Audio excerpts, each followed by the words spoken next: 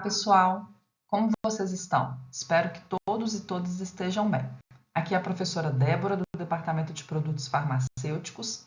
Vamos para a aula 11 e 12 da nossa disciplina Biotecnologia Farmacêutica Medicamentos Biológicos.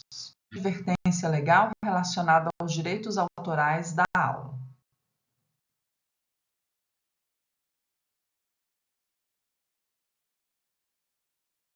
Na nossa última aula, nós abordamos sobre os elementos necessários em um vetor para que a nossa proteína possa ser expressa em uma célula hospedeira de escolha para a produção daquele biofármaco.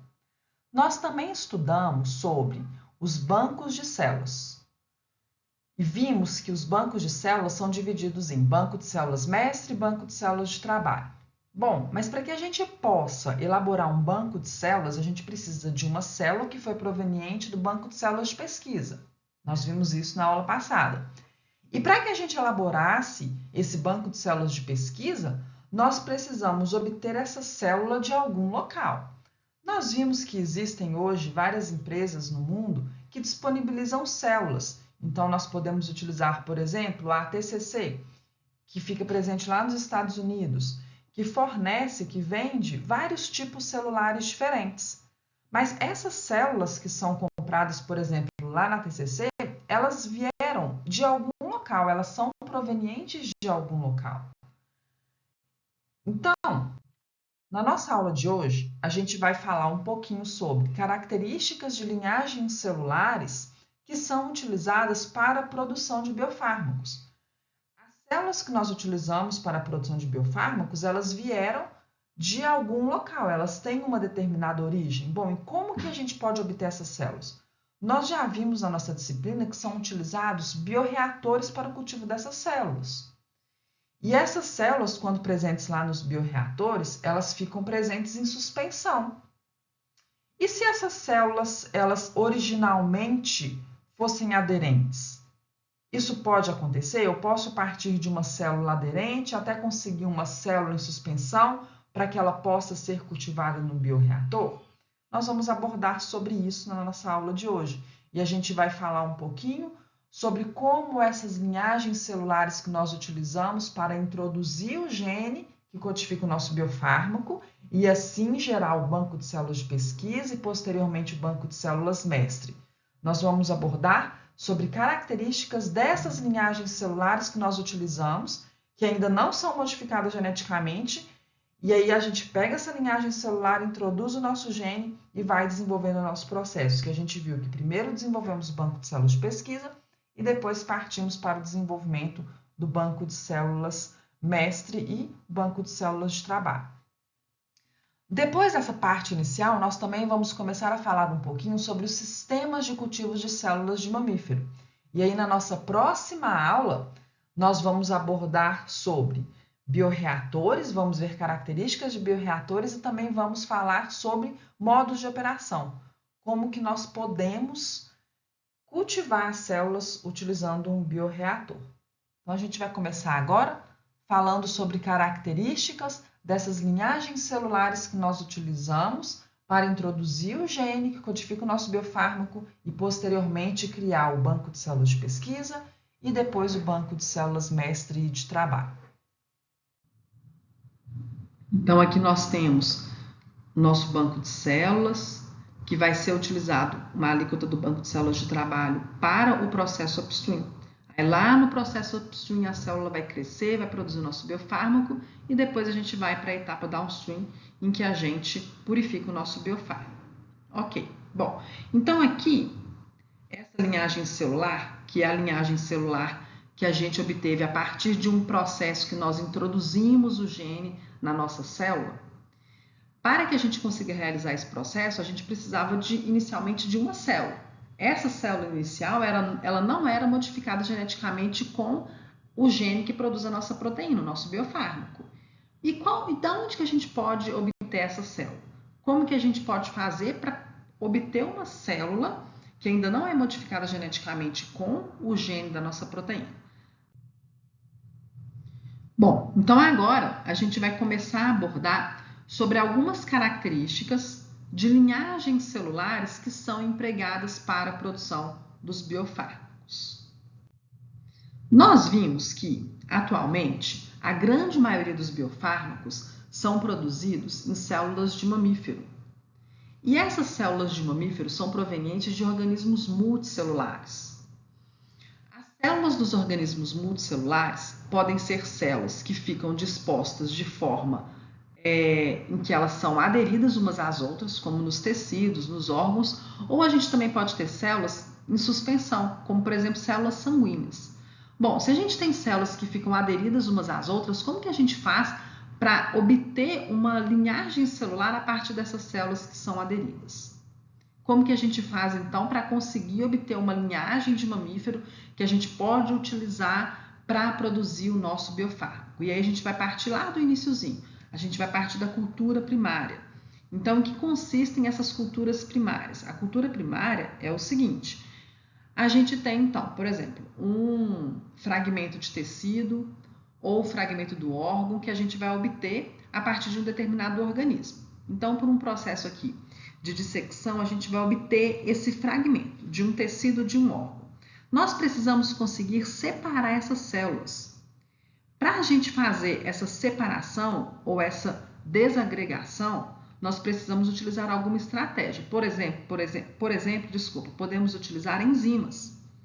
Podemos utilizar tripsina, colagenase para separar essas células, para desagregar essas células. E aí a gente obtém em um recipiente no laboratório várias células que vão ficar presentes em um meio de cultivo.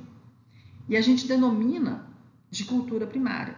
Então, as células que a gente obtém diretamente de um fragmento de tecido, de um fragmento de órgão, a gente chama de cultura primária. Essa cultura primária, ela é heterogênea, vai ter mais de um tipo celular presente aqui. A partir de subcultivos da nossa cultura primária, o que é subcultivo? É pegar uma alíquota dessa cultura primária que contém as células e transferir para um outro recipiente. Nesse outro recipiente a gente vai ter um meio de cultivo. E aí quando a gente fizer essa transferência, a gente já vai tentar aqui pegar a célula com as características morfológicas que a gente tem interesse. E a gente transfere para uma outra plaquinha, para um outro frasco no laboratório. E aí fazemos esse subcultivo até que a gente consiga obter uma linhagem celular que é mais homogênea. Essa linhagem celular mais homogênea, ela vai ser, então, utilizada para diversas finalidades. A gente vai ver que a partir dessa linhagem celular, a gente pode estabelecer uma linhagem celular que a gente chama de linhagem celular contínua, que é utilizada para a produção de biofármacos. Bom, então a gente primeiro precisa obter essa linhagem celular, que vai ser obtida a partir de uma cultura primária. Ok? A gente tem, então, essa linhagem celular. A linhagem celular que a gente obtém a partir da cultura primária, após alguns subcultivos de uma cultura primária que é muito heterogênea, a gente consegue obter uma linhagem mais homogênea. E essa linhagem mais homogênea vai ser a nossa linhagem celular. E geralmente ela é uma linhagem celular finita. O que isso quer dizer? Que ela tem um número máximo de divisões, geralmente de 50 a 100 vezes. E aí, após esse número de replicações, a célula entra em um processo de senescência, que é natural da célula, e aí ela não consegue mais se replicar. Essas linhagens celulares finitas podem passar por um processo que é chamado de transformação. Esse processo de transformação vai impactar no ciclo de vida daquela célula. Quando impacta no ciclo de vida daquela célula, a gente pode obter uma linhagem celular que a gente chama de contínua. Bom, esse processo de transformação, que vai ter um impacto no ciclo celular, ele pode ocorrer através de processos espontâneos, pode ocorrer a partir da utilização de vírus oncogênicos que vão inserir na célula genes oncogênicos que alteram o ciclo celular da célula, permitindo com que essa célula se replique indefinidamente. E também através de tratamentos químicos que geram alterações nas células, fazendo com que ela tenha uma capacidade maior de replicação. Então, se algum desses processos aqui acontecem, a gente tem essa etapa aqui de transformação e nós temos a formação de uma linhagem celular que a gente chama de contínua.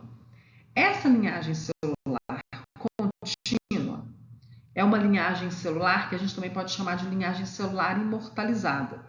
Ela é passível de propagação por um tempo indeterminado, e isso é interessante para os biofármacos pelo seguinte: as células de mamíferos geralmente se replicam a uma taxa que pode variar de 12 horas a 36 horas. Esse período é um período que é longo, então a gente precisa de cultivar as células de mamíferos por um período mais prolongado para que a gente consiga obter uma quantidade adequada de proteínas. Por exemplo, é muito comum a gente ter processos que a gente vai ver na nossa aula, na nossa próxima aula, que é de batelada alimentada, em que a célula fica sendo cultivada no bioreator de maior volume por cerca de 14 dias, de 20 dias. Então a gente precisa que essa célula ela continue com essa capacidade de replicação. Bom, essa linhagem celular, então, que é chamada de linhagem celular contínua, também pode ser chamada de linhagem celular imortalizada, que ela apresenta uma alteração no seu ciclo celular. Por isso que ela é chamada de célula transformada. Ela passou por um processo de transformação. Normalmente essas células apresentam uma citomorfologia também alterada. Geralmente elas são células menores, já são células que dependem menos de uma aderência e são mais arredondadas. Outra característica também comum é que elas apresentam normalmente uma maior taxa de crescimento, o que é mais interessante para a produção de biofármacos. Elas também apresentam uma menor dependência de soro sanguíneo e de suportes sólidos, o que tem a ver com elas geralmente serem menos aderentes, e a gente ainda vai entender isso melhor na nossa próxima aula, qual que é a relação aqui com esse soro sanguíneo. E uma outra característica é que a gente tem normalmente um aumento da heteroploidia e da aneuploidia. O que é a heteroploidia? A heteroploidia é quando a gente tem uma variação de cromossomos entre as células. E a aneuploidia é quando a gente tem uma divergência em relação ao organismo de origem. E a gente tem também um possível aumento da tumorogenicidade quando a célula passa por algum tipo de processo de transformação. Aqui nós temos um gráfico mostrando, a partir da obtenção aqui da cultura primária, que é aquela cultura mais heterogênea, que foi obtida a partir da desagregação de células em um tecido, em um órgão. A partir da cultura primária, a gente começa a fazer os subcultivos e a gente obtém a nossa linhagem celular, que é mais homogênea. Essa linhagem celular, se ela não passar por nenhum processo de transformação, ela vai perder a sua capacidade de replicação. Se ela passar por um processo de transformação, ela continua se replicando de forma indeterminada e aí a gente tem essa linhagem celular que a gente chama de linhagem celular contínua. Aqui eu trouxe um exemplo para vocês de células que são as células CHO, que são amplamente utilizadas para a produção de biofármacos. As células CHO, elas foram obtidas a partir de um clone, que foi imortalizado por um processo espontâneo. E isso foi feito lá na década de 1950, então foi em 1956, a obtenção dessa célula CHO, que hoje ela é utilizada amplamente para a produção de biofármacos. Olá pessoal, como vocês estão? Tudo bem? Espero que todos estejam bem. Na nossa aula passada, nós abordamos sobre as culturas primárias, linhagens celulares, vimos a diferença entre linhagem celular finita e linhagem celular contínua e começamos a falar sobre células aderentes e células suspensas. Então, a partir das culturas primárias, que são aquelas obtidas a partir da desintegração de um tecido, de um órgão, a partir de subcultivos dessa cultura primária, que é uma cultura mais heterogênea, a partir de subcultivos a gente consegue chegar em uma linhagem celular, que é uma linhagem homogênea. Então, ela vai ser constituída aí de um tipo de célula. Essa linhagem celular, normalmente é uma linhagem celular finita, que tem um número máximo de divisões, que normalmente está entre 50 e 100 vezes. Essa linhagem celular finita, como nós vimos, pode passar por um processo chamado de transformação, gerando assim uma linhagem celular contínua. E essa linhagem celular contínua é muito interessante para a produção de biofármacos, porque é uma linhagem celular que é capaz de se replicar por um número indefinido de vezes. Então, ela é bastante interessante. Uma outra questão aqui que torna também esse tipo de linhagem celular contínua interessante é porque quando acontece esse processo de transformação, é comum que essa linhagem celular contínua tenha algumas alterações morfológicas, com uma tendência a ficar menor, mais arredondada. depender menos de suporte. Isso é muito bom porque muitas vezes vai facilitar a obtenção de células que podem ser cultivadas em suspensão para a produção de biofármacos, ok? Bom, e as células que são cultivadas em laboratório e indústrias são células que podem ser aderentes ou células suspensas. Então, assim como nós temos no nosso corpo células aderentes, que são aquelas células que precisam ficar aderidas umas às outras ou aderidas à matriz extracelular, nós temos também células suspensas no nosso organismo, como por exemplo células sanguíneas. Se a gente for pensar então aqui na nossa situação, que é a produção de biofármacos, o que vocês acham que é mais adequado para uma produção de biofármacos? Seja em uma escala de pesquisa ainda ou mesmo lá na escala industrial. Seriam células aderentes ou células suspensas? O que vocês acham? Bom, as células suspensas elas vão ser mais interessantes porque essas células elas podem ser cultivadas em bioreatores. Nós vamos ver hoje que os bioreatores são equipamentos que fornecem condições ideais para o crescimento das células. E aí, com isso, a gente consegue utilizar um menor volume, as células vão ficar presentes dentro do bioreator e assim a gente vai conseguir atingir uma densidade celular bastante elevada. No caso de células aderentes, a gente também pode utilizá-las para a produção de biofármacos. Entretanto, a gente vai precisar de equipamentos que gerem uma superfície de contato maior. Então, é mais eficaz que a gente utilize células suspensas para a produção de biofármacos. Com relação às células aderentes, que são então essas células que dependem de um suporte, elas precisam ficar aderidas para que elas possam sobreviver, quais são os tipos de frascos, quais são os tipos de equipamentos que a gente consegue utilizar para fazer o cultivo dessas células em laboratório?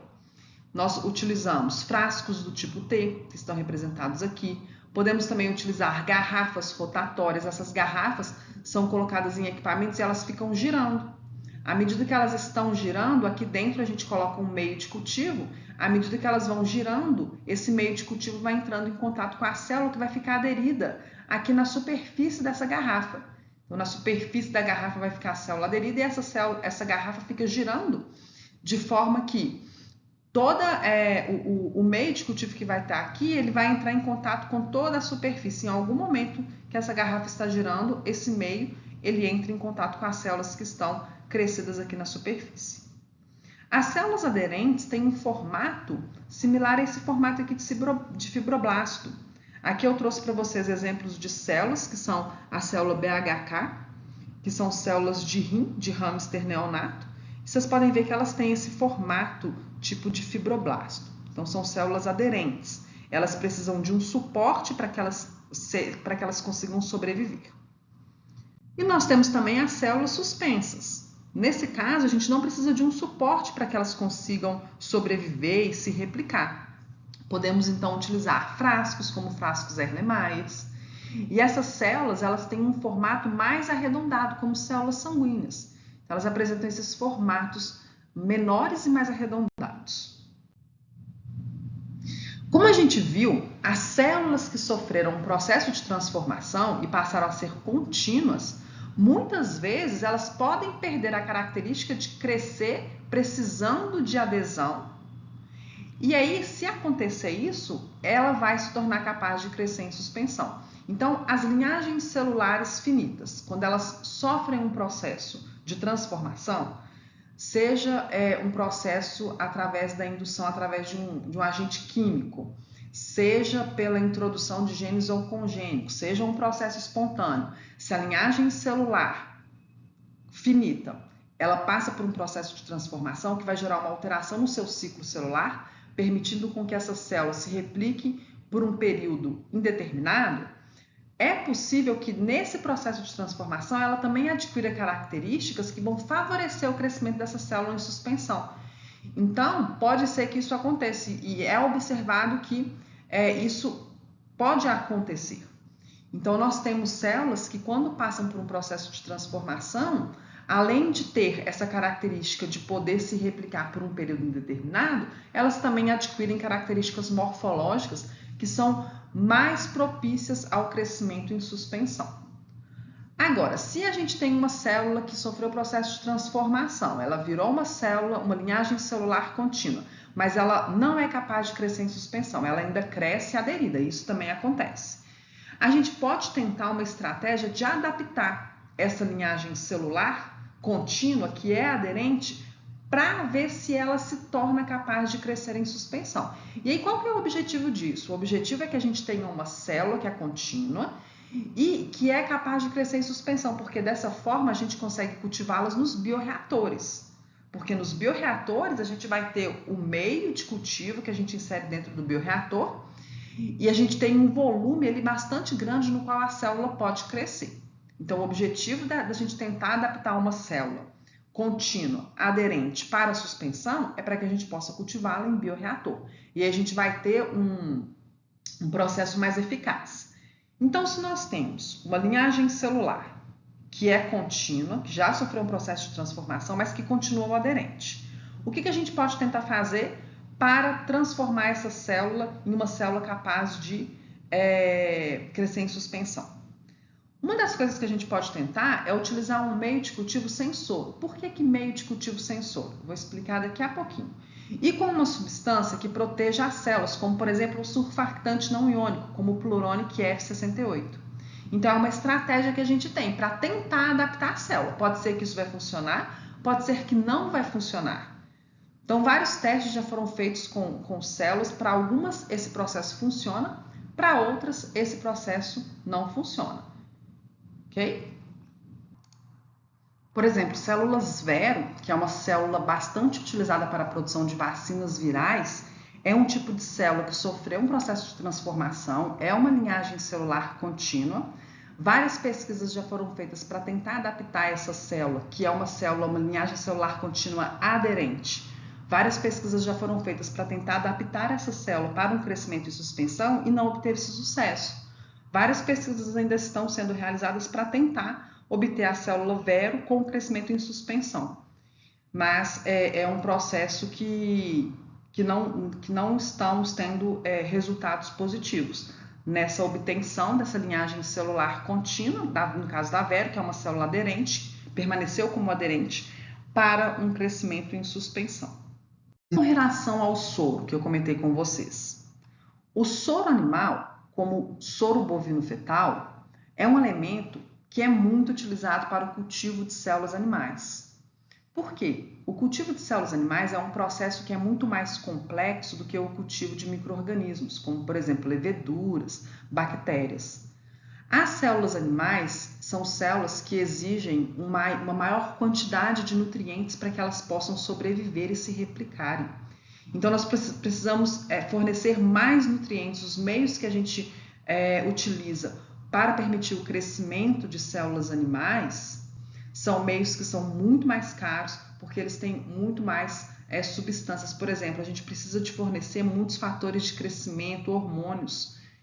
E uma fonte que foi utilizada para fornecer esses elementos aqui foi o soro animal, como o soro bovino fetal. Então, o soro bovino fetal fornece muitos elementos, por exemplo, aminoácidos, proteínas, vitaminas, hormônios, fatores de crescimento, carboidratos, lipídios, minerais. Uma outra característica aqui do soro que contribui para que a célula de mamífero consiga crescer bem em um recipiente no laboratório é que esse soro aumenta a viscosidade do meio e dessa forma protege as células. A gente consegue também promover essa proteção para as células utilizando, por exemplo, surfactantes iônicos, como o Pluronic que a gente acabou de falar. Essa proteção das células é importante porque as células animais elas são constituídas apenas pela membrana plasmática, diferentemente das bactérias que possuem a membrana plasmática e a parede celular. Então, são células que já têm uma maior proteção, que são mais facilmente cultivadas em bioreatores sem serem lisadas, sem serem rompidas. Para as células animais, é um desafio fazer o cultivo em um bioreator, porque são células mais frágeis. Elas sofrem um processo de lise, de rompimento mais facilmente do que as células bacterianas. E o soro animal gera essa proteção através do aumento da viscosidade no meio. Agora, uma questão aqui que a gente tem, uma das questões, na verdade, de problemas com relação à utilização de soro animal. A composição ela não é definida e aí essa composição ela varia de lote para lote. A gente tem uma maior chance de ter contaminações por vírus, fungos, bactérias e micoplasmas, além de outros problemas que a gente vai falar logo em seguida.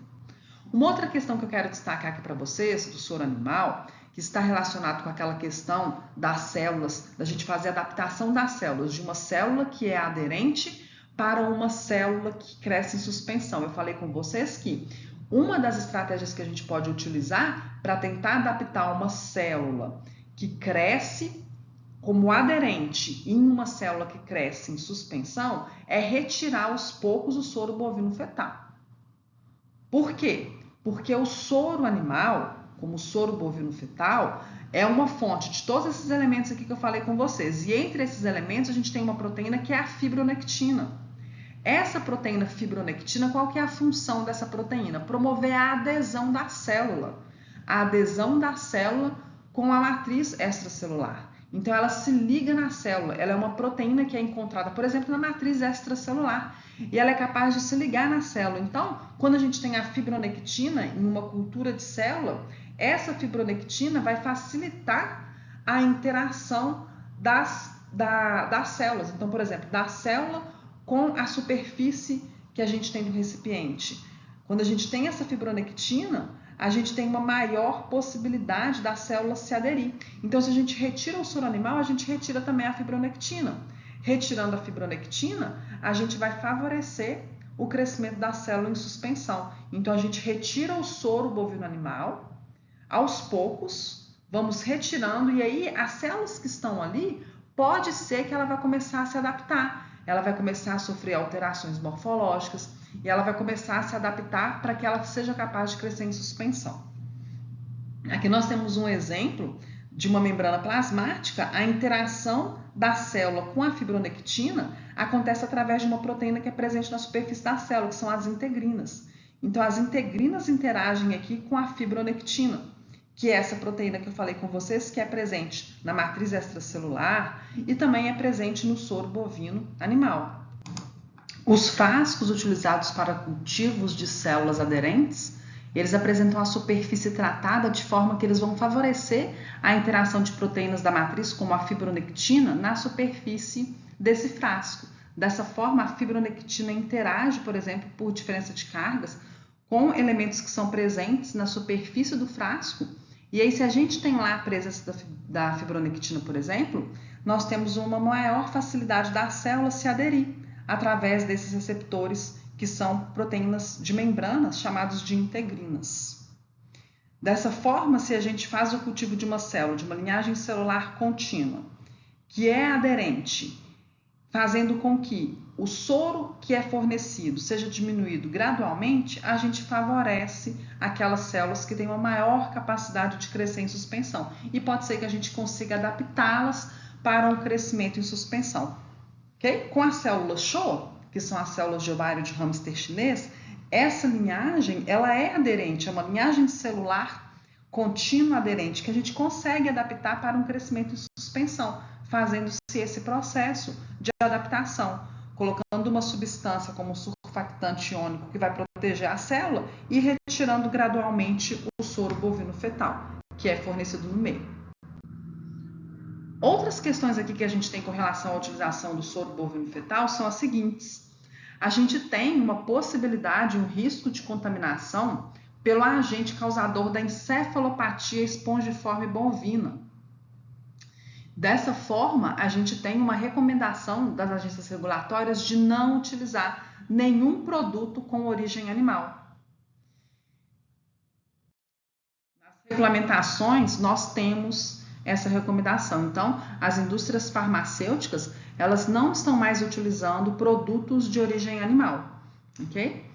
E aí, no caso da utilização de soro bovino fetal, por exemplo, para cultivos, visando outros objetivos, é importante que esses materiais sejam obtidos de países que não são afetados pela encefalopatia espongiforme bovina, ok? Que causa uma doença fatal. Bom, com isso, As agências regulatórias recomendam a utilização de meios de cultivo quimicamente definidos, que a gente conhece todos os componentes presentes e livres de soro animal. Os exemplos de células REC293, que são células de rim de embrião humano, que consistem em uma linhagem celular contínua. E aqui nós temos imagens obtidas por microscopia. Aqui nós temos um aumento de 10 vezes e aqui um aumento de 20 vezes. Essas células, elas são aderentes, a gente pode ver aqui o formato tipo um fibroblasto, e essas células elas são capazes de passar por um processo de transformação e se tornarem capazes de crescer em suspensão. Aí aqui a gente pode ver também com um aumento de 10 vezes e de 20 vezes, aqui nós conseguimos ver as células redondinhas, então adaptadas ao crescimento em suspensão. Aqui nós temos exemplos de linhagens celulares que são bastante utilizadas para a produção de biofármacos. Então, por exemplo, células CHO, que são células de ovário de hamster chinês. Ela é uma célula, como eu falei com vocês, aderente, mas ela é possível de ser adaptada para crescimento em suspensão. As células BHK também são células aderentes que também são passíveis de serem adaptadas para crescimento em suspensão. Elas são bastante utilizadas para a produção de vacinas. Temos as células REC293, como a gente viu agora, ela também é passível de ser adaptada para crescimento em suspensão. Temos as células Vero, que são células bastante utilizadas para a produção de vacinas, que foi o exemplo que eu dei para vocês, de um tipo de célula que é uma linhagem celular contínua, que cresce aderente e que não foi possível adaptar para crescimento em suspensão. Tem várias pesquisas sendo feitas e a gente sempre tem resultados novos.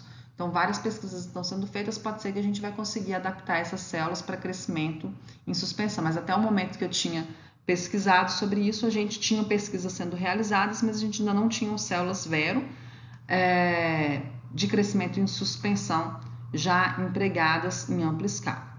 Temos também as células PER-C6, que são células de retina humana, contínuas também, e são muito utilizadas para a produção de vacinas e de vírus recombinantes. Vamos então continuar com a segunda parte da nossa aula. Nós vamos agora abordar alguns sistemas que são utilizados durante a etapa upstream para o cultivo de células de mamífero. Então, quais tipos de sistemas que nós podemos utilizar para fazer o cultivo das células durante essa etapa aqui da etapa upstream?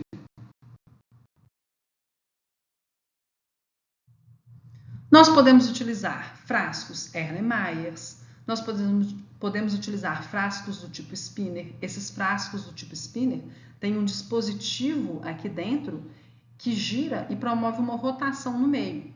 Os frascos Erlenmeyer, nós precisamos de inseri-los em um equipamento como, por exemplo, um shaker, um agitador, que vai promover uma agitação nesse meio. Então, a gente tem uma rotação desse meio. A rotação do meio é importante para quê? Para manter esse meio homogêneo e também para que a gente tenha uma dissolução do oxigênio presente aqui no ar. Então, nós precisamos gerar uma rotação nesses meios para que as células possam ser cultivadas. No caso dos frascos do tipo spinner e dos frascos Erlenmeyer, são sistemas que são utilizados em uma escala menor, em um volume menor, ou então nas etapas iniciais de um cultivo em uma escala industrial,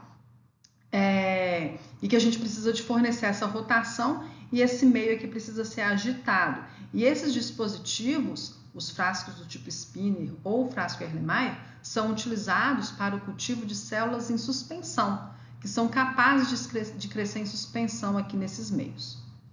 Outros sistemas de cultivo que são utilizados para o cultivo de células de mamíferos são garrafas rotatórias. Essas garrafas rotatórias fornecem uma superfície de contato aqui, para o crescimento das células. Essas garrafas rotatórias, elas são colocadas na posição horizontal e aí elas ficam girando, de forma que as células conseguem crescer ao redor de toda a superfície. E o meio de cultivo, à medida que a célula é girada, ele entra em contato com todas as células que são presentes aqui na superfície. Nós temos também frascos do tipo T. Frascos do tipo T são utilizados para as células que são aderentes, assim como as garrafas rotatórias. Nós temos aqui um meio de cultivo e as células elas ficam aderidas aqui na superfície desse frasco T. que apresenta um material modificado para favorecer a interação das células com a superfície. Nós temos também bioreatores de onda. Os bioreatores de onda são constituídos por um dispositivo de metal. Dentro desse dispositivo nós temos bolsas plásticas. Essas bolsas são estéreis. Dentro das bolsas nós vamos então inserir o meio de cultivo e as células. E esses bioreatores de onda promovem uma agitação em formato de onda. Essa agitação em formato de onda é bastante interessante para o cultivo de células de mamífero, porque as células de mamífero apresentam como proteção da célula a membrana plasmática, a membrana celular. Diferentemente, por exemplo, de bactérias e leveduras, que apresentam a membrana plasmática e a parede celular. Então, as bactérias e as leveduras, elas são estruturas, são células que são mais rígidas, que elas conseguem resistir mais a diferentes tensões, a diferentes pressões. As células de mamíferos são células que são mais lábeis, elas são mais facilmente rompidas ou lisadas. Os bioreatores em onda são bastante utilizados para as células de mamífero, especialmente aquelas que são mais sensíveis a lesões, a sofrerem lise ou rompimento por causa de uma agitação mecânica do meio. E nós temos também os bioreatores de tanque agitado. Os bioreatores de tanque agitado constituem o principal sistema utilizado para a produção de biofármacos, principalmente em escala industrial. Nós temos bioreatores de vários tamanhos. Então, aqui temos bioreatores de 50 litros até 2.000 litros. Vocês podem ver que para a manipulação desse bioreator de 2.000 litros, a gente tem aqui uma escada em que o colaborador sobe e a gente consegue manusear aqui por cima. Para a produção de biofármacos em escala industrial, é muito comum a gente utilizar bioreatores de 2.000 litros. Já na escala piloto, a gente utiliza bioreatores menores, e aí vai depender do processo que foi desenvolvido. Para a escala de laboratório, os bioreatores são ainda menores. Nós temos bioreatores de 1 litro, de 2 litros, de 5 litros. Então, todos esses aqui são bioreatores de tanque agitado. Esses bioreatores de tanque agitado, eles apresentam, então, lá dentro da sua estrutura, um local no qual vai ser inserido o meio de cultivo, que está representado aqui, ó, por essa região em amarelo. Aqui dentro a gente tem o meio de cultivo. E nós temos um dispositivo, que é uma pá, que fica presente lá dentro do meio, que vai promover a agitação desse meio. E os bioreatores de tanque agitado, eles são interessantes para quê? Para cultivar as células em suspensão. E eles permitem atingir altas densidades celulares. Por quê? Porque eles vão controlar diferentes parâmetros que são importantes para o crescimento da célula e para a produção do nosso biofármaco. Dessa forma, as células conseguem crescer bastante no meio que está presente dentro do bioreator. Como esses sistemas permitem o atingimento dessas densidades celulares muito altas, consequentemente ou teoricamente, a gente também tem uma maior produtividade da nossa biomolécula-alvo, do nosso biofármaco. Então, é muito interessante que na escala industrial a gente consiga utilizar um bioreator. Para que a gente possa utilizar um bioreator, a nossa célula precisa ser capaz de crescer em suspensão. Bom, mas e se a gente tem um caso de uma linhagem celular contínua, que é aderente, que a gente tentou fazer aquele processo de adaptação para crescimento e suspensão e a gente não conseguiu? Então, vamos pensar em uma linhagem celular contínua, como por exemplo a célula Vero, uma linhagem celular contínua que é aderente, a gente faz um processo de adaptação, utilizando aquela estratégia que eu citei. Então, a gente vai transferindo a célula para meios de cultivo com concentrações decrescentes de soro bovino fetal, e a gente vai retirando esse soro aos poucos. E aí, dessa forma, pode ser que a gente consiga fazer com que a célula se adapte a crescer em um meio sem soro, e isso pode favorecer o crescimento dessa célula em suspensão. Bom, a gente fez esse processo, só que a gente não obteve sucesso para a adaptação das células Vero. Então, as células Vero são células que vão crescer de forma aderente, mas eu quero cultivar essas células em um bioreator, mesmo ela sendo aderente. Qual estratégia que vocês acham que nós poderíamos empregar para conseguirmos crescer uma célula que é aderente em um bioreator. Então, como esse bioreator aqui, ó, que é um bioreator de tanque agitado. O que a gente pode fazer? Nós podemos utilizar microcarreadores. Em que consistem esses microcarreadores? Esses microcarreadores são microesferas, são esferas na escala micro, que podem ser constituídas, por exemplo, de um determinado plástico, nas quais as células vão se aderir e vão crescer. Então, aqui a gente tem um exemplo de utilização de microcarreadores para células vero. À medida que passa o cultivo, aqui a gente tem o cultivo no dia 1, aqui no dia 3 e aqui no dia 5. A gente vê que nas esferas a gente tem uma maior quantidade de células aderidas. Com isso, a gente consegue cultivar essas células utilizando esses microcarreadores em um bioreator. Então, lá no bioreator, a gente vai ter um ambiente que é um ambiente homogêneo. Nesse bioreator, lá no meio, essas esferas vão ficar presentes com uma distribuição homogênea. E sobre essas esferas, na superfície dessas esferas, as células vão se aderir e vão multiplicar. Então, é uma forma da gente fazer o cultivo de uma célula aderente que a gente não conseguiu adaptar para crescer em suspensão, para que ela seja cultivada em um bioreator. Aí nós podemos utilizar esses microcarreadores. Então é isso, pessoal. Nós continuamos na próxima semana. Muito obrigada pela atenção de todos.